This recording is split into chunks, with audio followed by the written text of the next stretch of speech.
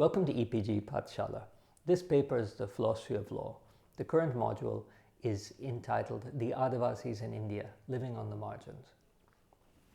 The objectives of this module are to understand the issue and problem of the Adivasis in India from a legal and political perspective. The author of this module is Umakant, an independent research scholar in New Delhi. I am Akash Singh Rathore from the Lewis University in Rome. When we talk about the Adivasis, we can also use the officially designated term of the scheduled tribes.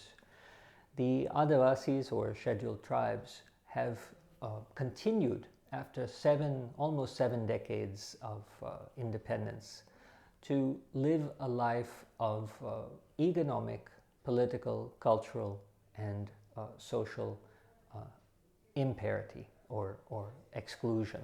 So much so that we can regard them, and as sociologists often do, as being condemned even almost 7 decades after their independence to a life on the margins.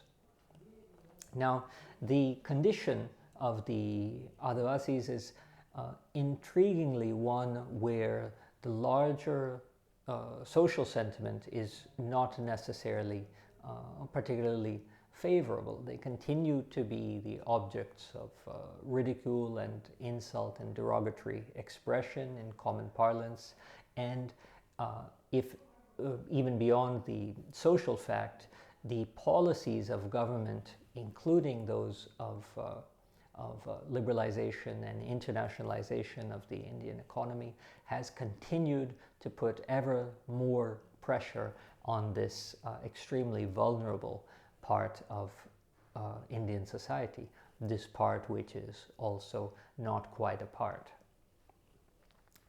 When we are referring to the Adivasis or the scheduled tribes, there are basically two kinds of geographical conceptual distinctions that are mostly made. For example, by the sociologist T.K. Uman. He described that we can regard one broad group as the insisted central tribes in the central part of India, and the other is, of course, the geographically more distinct frontier tribes of northeastern India. Now, sociologists have made this description, and the Indian government has more or less also followed suit in thinking that we have basically two most broad geographical conceptual types of scheduled tribes or Adivasis, those in the central areas that are insisted, and those in the northeast that are geographically somewhat isolated from, as we refer to it, mainland India. Now, the interesting thing about this is that there have been two ideological patterns corresponding to these two geographical conceptual distinctions. So the attitudes for the insisted tribes, the central Adivasis, has always been one where we intend on assimilating them. So pegging their geographical proximity to their religious, let's say, not sameness, but similarity of religious practices and principles. The idea has been to completely assimilate the central scheduled tribes into the mainstream Hindu culture. The attitude for the northeastern, the frontier tribes, has been one of isolation. And the idea is, like in the United States, reservations for the Native Americans, these geographically separate semi-autonomous areas. The idea has been a geographically separate isolation of the scheduled tribes, of the frontier communities. So between these two attitudes, one of assimilation in the Hindu mainstream and one of isolation, we found that the social, political, economic, and cultural parity of the dignity, rights, and possibilities for mobility for the scheduled tribes or for the Adivasis has been profoundly impaired over the last 7 decades. This module is going to discuss many of these aspects, the emergence, and of course conclude with the manner by which this problem can begin to be tackled and overcome. The tribal population scattered across the country is differently placed with respect to the existing politico-administrative structures. Where they are a numerical minority, they are part of the general administrative structure, although certain rights have accrued to scheduled tribes across the country through reservations in educational institutions and government employment. However, where they are numerically dominant, 2 distinct administrative arrangements have been provided for them in the Constitution in the form of the 5th and 6th schedules. The 6th schedule areas are those that were excluded until the Government of India Act 1935 in the erstwhile Assam and other tribal dominant areas which became separate states. These areas have been given special provisions under Part 21 of the Constitution. The provisions of the 5th schedule have seen further legal and administrative reinforcement in the form of provisions of Panchayats, extension to Scheduled Areas Act 1996. Well, let's look at the demographic profile and the access to amenities and educational profile of the Adivasis. The scheduled tribes constitute 8.6% of India's population according to the 2011 census. The state-wise distribution of the scheduled tribes population is as follows.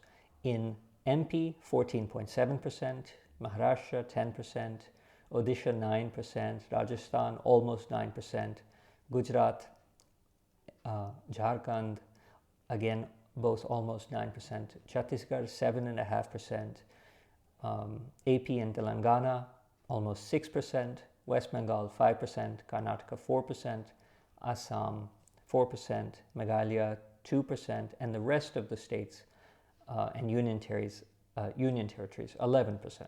So Punjab, Haryana, Chandigarh, and the Delhi area and Pondicherry don't have any listed scheduled tribe population. Out of the what are approximately 250 million households in the country, this is all as per the 2011 census, the scheduled tribe constitute 23 million households, out of which 20 million are in rural areas and only 3 million in urban areas.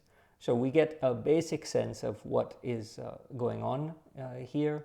Scheduled tribes, which are a little bit less than 10% of the households, are almost entirely within the rural areas. Very few within the urban areas and none within major cities, Chandigarh or Delhi. The facts depicting the miserable situation of the Adivasis are quite clear also from the very same census where we find out about their geographical distribution. So right around 25% of scheduled tribe households have tap water facilities. So only 1 in 4 of these households. Only 1 in 5 households have access to wells. Just under 40% of these scheduled tribe households have access to hand pumps. 20% of the households, so 1 in 5, have drinking water sources within their premises.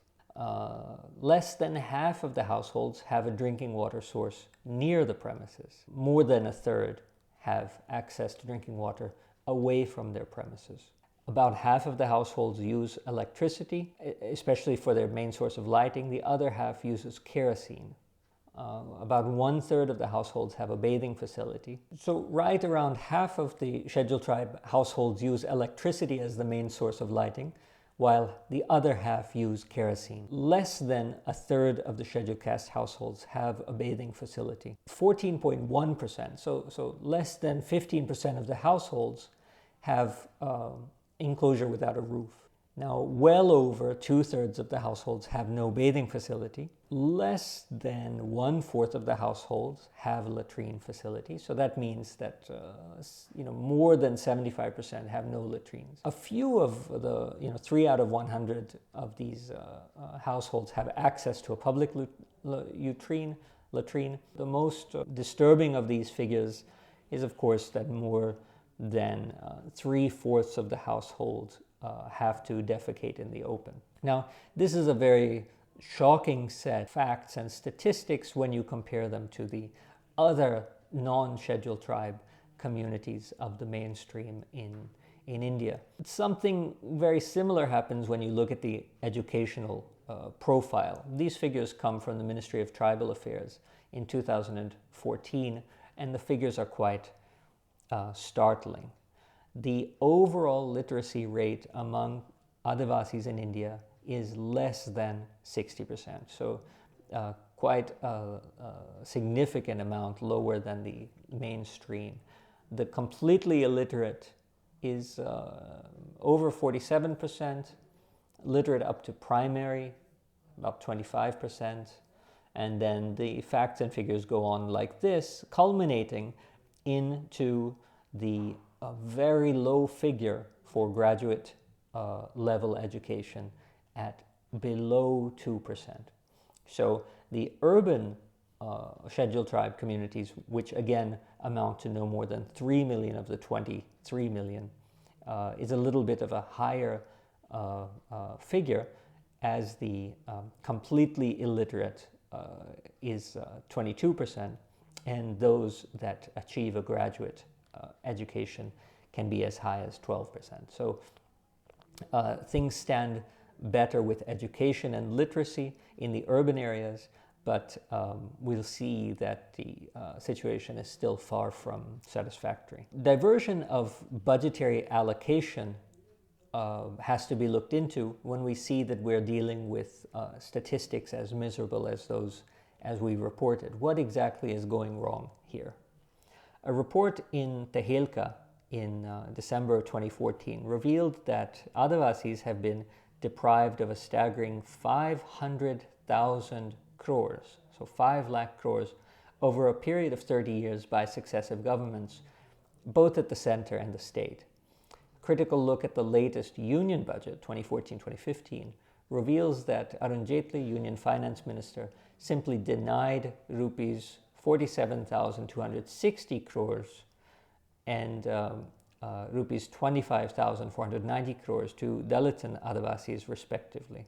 The National Coalition for Scheduled Caste Subplan, SCSP, Tribal Subplan, TSP legislation, an umbrella organization of Dalit and Adivasi groups, recently tabulated, using budgetary documents and RTI information, that the funds denied from the 7th to 12th 5-year plans in the union budget come to rupees 5 crore 27,723. So in other words, the amount of the budget that has been distributed has been reduced in the previous 7 to 12 5-year plans by an amount that almost is equal to the budget in any given year. So let's put this differently.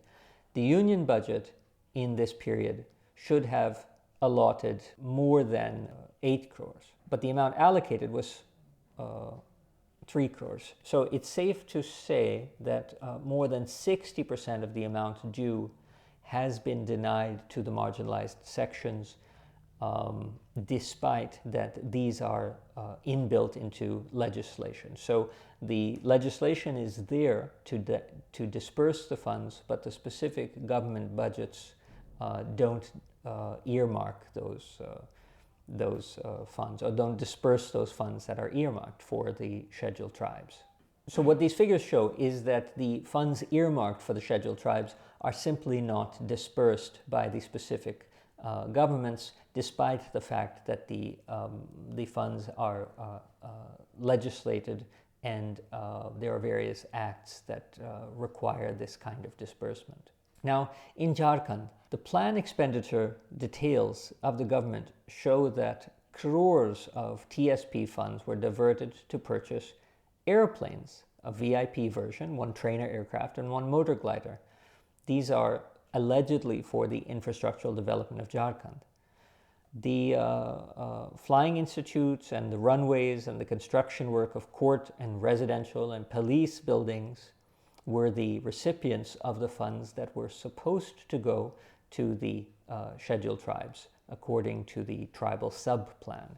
So what we find is that the tribal sub-plan earmarked budget in the case in Jharkhand went primarily to procure airplanes for VIP use and to work on MLA and senior government officers' residences. Now, among the construction of 8 houses for judges, we find the destination of the diverted TSP funds. Now, considering that the TSP funds, or the funds that were supposed to be dispersed to the tribal community to help with the latrine facilities and the education and so on, considering that these funds were diverted to buy airplanes and build houses of judges, it's easy to understand why there is very little recourse for the tribal communities to have these funds dispersed. After all, the senior government, the senior administrative, and the senior judiciary are the recipient of the funds that are meant to go to the tribals. The situation in Madhya Pradesh also shows something interesting for the state budget year of the financial year 2014-2015. So let's turn from Jharkhand to Madhya Pradesh. An analysis of the MP state budget in the financial year 2014-2015 also throws up interesting and glaring diversions of TSP funds. Funds are diverted to huge infrastructural projects, including highways and bridges, the beautification of lakes and ponds, animal injections, building synthetic hockey turfs, raising state industrial protection force, and very significantly, also the money was spent on certain Kumbh Melas, festivals that are notorious for excluding of the scheduled tribes.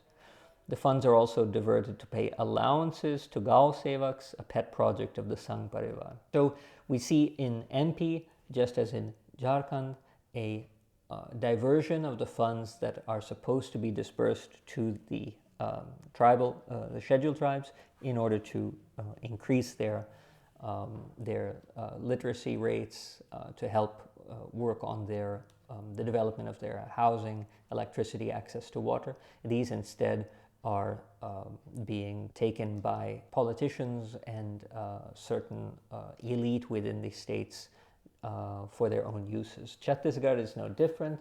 The budget breakup for the year 2014-2015 reveals that the TSP were diverted to build capital assets for the special police and the police. So who are the tribals supposed to turn to report this diversion of their funds? In Odisha, corresponding documents for Odisha point out that TSP funds were diverted to schemes like modernization of police and other forces, construction of jails, construction of police barracks, residential buildings for police through Odisha State Police Housing and Welfare Corporation, and special funds for police training. We'll turn to Gujarat. For several years now, Gujarat, which has been hailed as a model state in India, has also been systematically diverting TSP funds. These diversions are mainly channeled into infrastructure projects and major irrigation projects that benefit richer farmers. So the Dalits, who constitute, the main landless population in Gujarat, have their funds also diverted to the landed farmers. The tribals constitute the largest group of displaced people, 76% of the total as per the estimates of the Planning Commission. But the funds that are supposed to be allotted to them have been diverted instead to celebrate, for example, Swami Vivekananda's 150th birthday. An interesting diversion in the context of the several reported cases of brutal violence during such similar celebrations, including Ambedkar Jayanti. So what we see in this section is that the figures about literacy, the educational profile, and the quite disturbing figures that result from the census are occurring at the exact same time as the diversion of the budgetary allocation that is meant to address the sad and sorry figures. But this is not only a socioeconomic issue, there are also purely socio-cultural elements that have to be discussed in relation to the way that the Adivasis are living on the margins and socially excluded. And the point that we have to raise is the figures on the atrocities against Adivasis, which has been a recurrent feature over the last several decades. A total of 11,000, almost 11,500 cases were registered with police stations across the country as cognizable crimes committed against Adivasis, as revealed in the Crime in India Report 2014.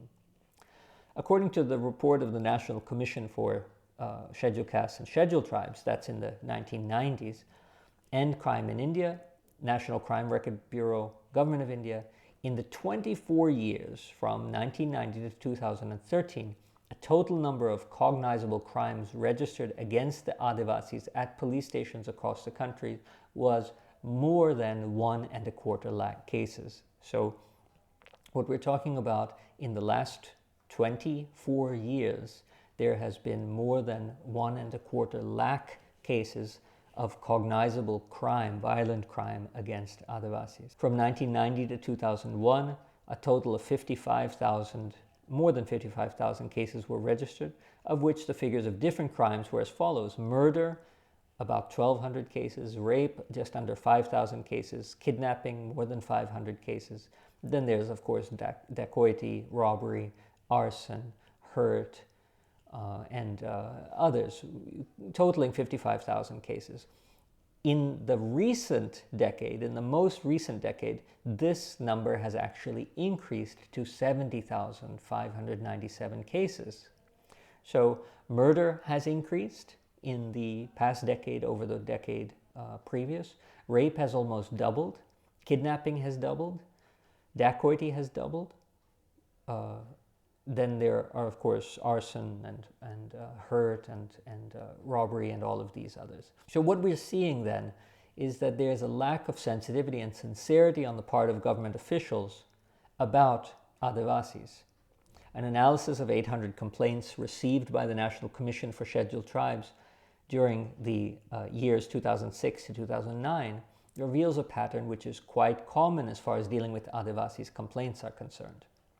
Reports received in the Commission containing information about date of FIR, date of filing of charge sheet, invoking of provisions of Prevention of Atrocities Act, and the FIR charge sheet and payment of monetary relief and so forth, were all scrutinized with a view to analyzing the action that is being taken by the states in implementing the provisions of the Prevention of Atrocity Act. Well, what did this scrutiny show? It was observed that the communications from the Commission were not given priority by the states, as replies within the stipulated period of 30 days were received in far fewer than half of the cases. Despite reminders, replies in 16 cases were received after a period of 1 to 3 months, whereas more than 3 months' time was taken by states in furnishing replies in 22 cases. Replies in 5 cases were abnormally delayed for more than 1 year. From the statement, it was apparent that the provisions of the Prevention of Atrocity Act were invoked in FIRs as well as charge sheets in 59 out of the 75 cases, while in 5 cases these provisions were invoked in the FIR but were not incorporated into the charge sheet. So the Prevention of Atrocity Act was not invoked in 11 cases. This tells us that it's clear that the charge sheets were not being filed on time in the courts, and the other rules about how to file them were not being followed in a majority of the cases of atrocities, which led to delay in providing relief or justice to the aggrieved person. So let's turn from the social then to some of the development issues in the Adivasi area. The high-level committee on its report submitted in early 2015 is of the view that the appropriation of tribal land and forests that began during colonial rule has continued unabated to the present. Since tribal inhabited regions are rich in mineral, forest, and water resources, large-scale development projects invariably came to be located in tribal areas. No region in India illustrates this better than the states of Jharkhand and Odisha, which have considerable natural resources, but also the highest percentage of tribal people living below the poverty line.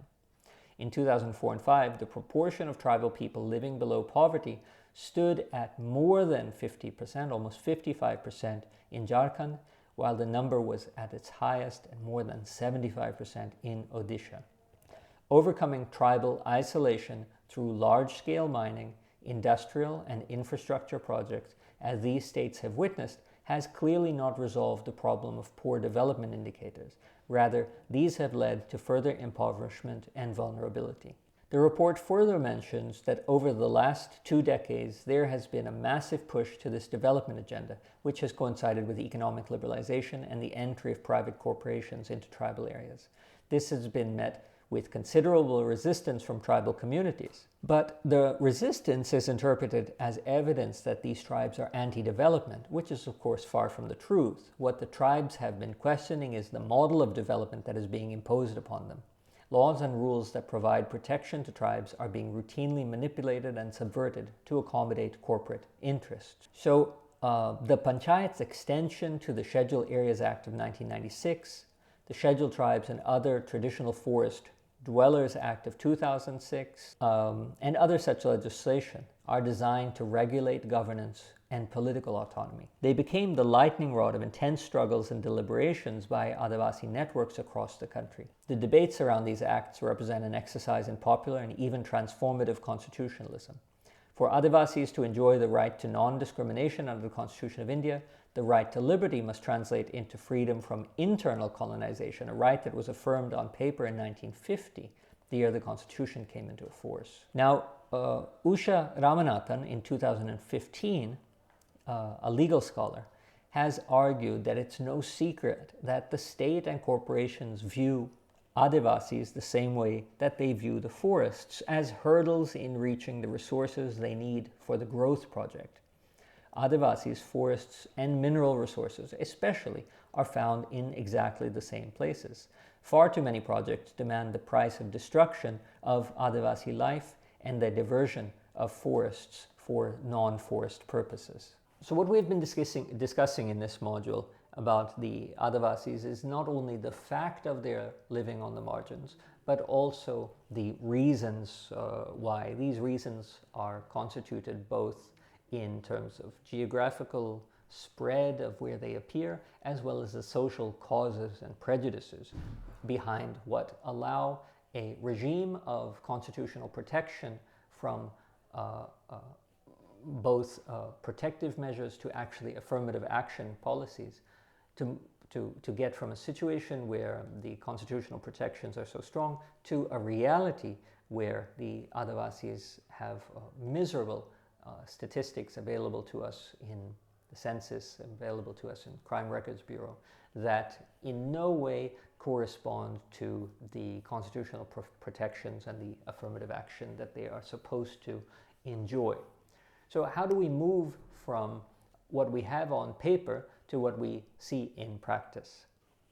What the module has focused on is the correlation between the basic diversion of the constitutional intent into private, corrupt, and in some way anti-scheduled tribe practices.